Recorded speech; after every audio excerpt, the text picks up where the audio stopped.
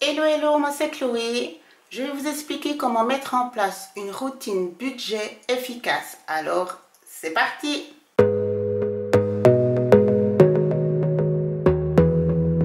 Il est vrai que mettre de l'ordre dans ses finances n'est pas toujours quelque chose de facile à mettre en place.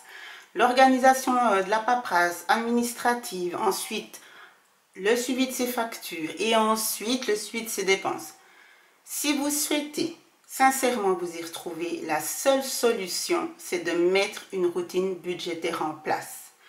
Ça tombe bien, je vais vous expliquer comment la faire et le plus simplement et le plus efficacement possible. Comme je vous le dis souvent, votre situation vous est propre, donc mes conseils sont à calquer par rapport à vos habitudes et comme cela, vous pourrez facilement adapter mes conseils à vos finances personnelles. Point 1. La routine budget annuel. Une fois par an, c'est le moment où il faut revoir toutes ces assurances. Tous les contrats annuels, en fait, c'est vraiment où vous posez en famille, si vous êtes seul, enfin bref, vous avez compris, et vous regardez tous les détails de vos contrats, les fameux petits astérix. Vous vous fixez aussi des nouveaux objectifs et des nouvelles priorités financières. Il faut aussi faire l'analyse de cette année écoulée et voir ce que vous pourriez améliorer pour l'année qui va suivre. On fait en fait les résolutions budgétaires, puis celle-ci, pas comme celle de la fin d'année qu'on tient 2 semaines, puis après on laisse tomber. Celle-ci, je l'espère pour vous et je vous le souhaite que vous allez les tenir tout le long de l'année. C'est vraiment quelque chose d'important. Vous allez aussi mettre en place pendant cette routine annuelle, cette mise au point, vos fonds d'amortissement, les remboursements de dettes. C'est vraiment à ce moment-là qu'il faut tout mettre en place. La deuxième étape, c'est la routine budgétaire semestrielle. Donc, revoir les priorités que vous êtes fixées en début d'année, tous les 3, 4, 6 mois. Quand vous débutez, je vous conseille de faire tous les 3 mois, histoire de ne pas dévier de votre trajectoire, de dévier de votre bonne routine justement. Donc c'est bien vraiment de mettre le nez dedans, refaire vite une mise à jour de tout, parce que parfois on s'est mis des objectifs aussi et en cours de route, il y a un couac. Et du coup les objectifs qu'on s'était fixés fin décembre, ils ne peuvent pas être réalisés parce qu'en février-mars ou même mi-janvier, il y a vraiment quelque chose d'une tuile qui nous tombe dessus, donc il faut tout rectifier. Ne vous découragez pas si ça vous arrive. Il ne faut pas tout chambouler la stratégie, mais il faut prendre acte de cela et prendre le temps de refaire une analyse et comment vous allez pouvoir, tout en continuant de tenir la plupart de vos objectifs, pallier à cette tuile. Et là encore, si vous avez une bonne routine puis que vous avez pris les devants, donc en début d'année, la tuile sera là, mais elle sera beaucoup plus facilement gérable, que ce soit psychologiquement et dans le concret. Donc ne restez pas braqué sur vos objectifs, il faut être souple parce que l'important c'est la finalité.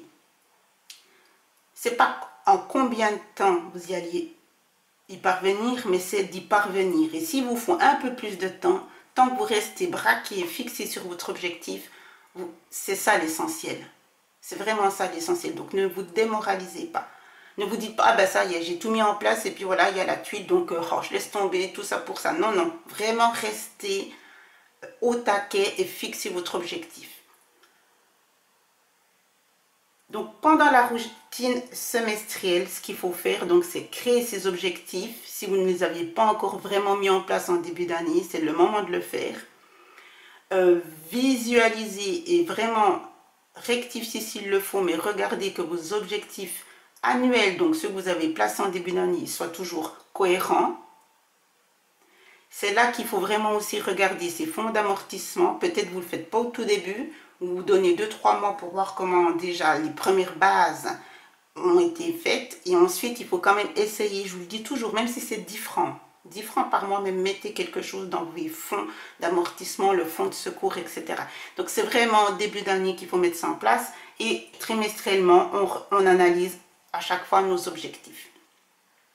Ensuite, la troisième routine, la troisième étape, c'est la routine mensuelle.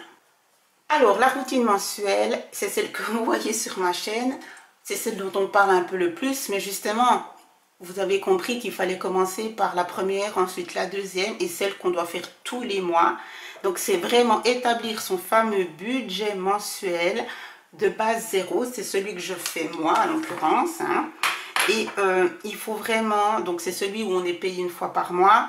Pour celles qui sont payées à la semaine ou des salaires qui arrivent pas aux mêmes dates, c'est vrai que c'est un petit peu plus complexe. Mais peu importe, vous devez une fois par mois analyser votre budget précédent, faire une comparaison, mettre en place encore une fois des nouvelles priorités ou des nouveaux objectifs pour pouvoir améliorer la situation. Le conseil pour vraiment avoir une bonne routine, c'est le système des enveloppes, c'est super efficace. Donc, si vous regardez cette vidéo, vous ne connaissez pas le système des enveloppes, je vous laisse regarder ma vidéo pour débutants avec les 9 étapes à faire pour se lancer. Et de nouveau, toujours, vous rajoutez, si ce n'est pas le cas, des priorités financières. Elles peuvent être petites, hein. C'est juste, par exemple, finir le mois en ayant mis 10 francs de côté. Finir le mois en n'ayant pas épuisé tout le cash dans une de mes enveloppes. Vous devez vous fixer des objectifs qui soient à votre portée pour ne pas vous démoraliser. Évidemment, pendant ce mois, il faut enregistrer ces factures donc en courant de mois pour le mois prochain. C'est pour ça justement que moi je vous ai fait toutes ces pages, elles ne sont pas là pour rien. Donc là on parlait de tout ce qui est annuel, donc ça se passe ici, hein, quand vous faites justement votre routine annuelle. Et puis les factures du mois, donc le suivi des dépenses, ça c'est vraiment la base de la routine mensuelle. Elle est ici, elle est ici. Et ici, cette fameuse feuille, c'est venir mettre toutes les factures que l'on reçoit dans le mois en cours pour être au clair pour la fin du mois.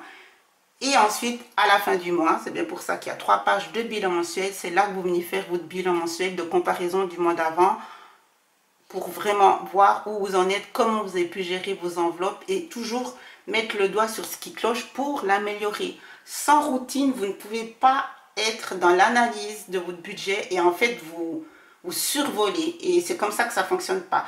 Ces pages-là, elles ne sont pas là pour faire joli, elles ont une utilité et elles ont un seul but, c'est pour un ça va aller. Ensuite, on a la routine. Donc, la quatrième routine, c'est la routine hebdomadaire. Ça, moi, je vous l'ai montré dans ma planification, mon organisation, mon agenda personnel. Je me suis mis tous les lundis. C'est mon jour de routine de la semaine. Donc, je me prends 10-15 minutes, pas plus. Hein. Franchement, tout ça, c'est 10-15 minutes quand vous êtes... voilà, bien habitué, que vous êtes au clair, vous avez un bon support qui est logique et puis simple, c'est 10-15 minutes, vous devez le faire.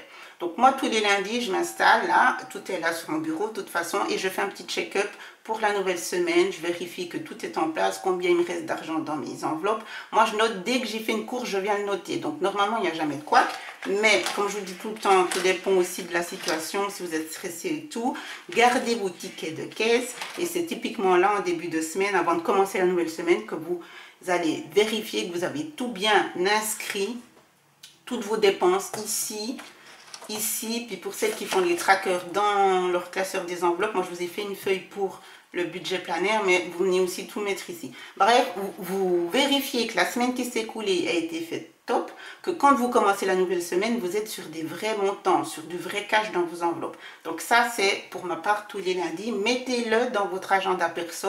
C'est vraiment quelque chose, un point que vous devez faire. La 5e routine budgétaire, c'est celle du quotidien. Donc, c'est de respecter son plan des repas. C'est de garder, je viens de le dire, garder les fameux tickets de caisse dans la journée. Noter l'évolution de vos défis mis en place, si vous en avez mis, du mois et de la semaine. Et vraiment faire son suivi au quotidien. Donc, j'espère que ces conseils vous aideront à mettre en place ces différentes routines. Il faut vraiment les 5 pour que tout soit impec. Pour rester focus et appliquer, vous devez vraiment choisir un bon support pour pouvoir justement faire tout ça. Je dis toujours, on arrête les feuilles volantes. Vous devez avoir un support dans lequel justement vous pouvez faire tout ce que je viens de vous expliquer et ne pas perdre tout ce que vous notez, sinon ça n'a pas de sens. Alors dites-moi dans les commentaires quelles sont les routines que vous appliquez. Je vous embrasse. Merci de me suivre. N'hésitez pas à vous abonner. Ciao, ciao.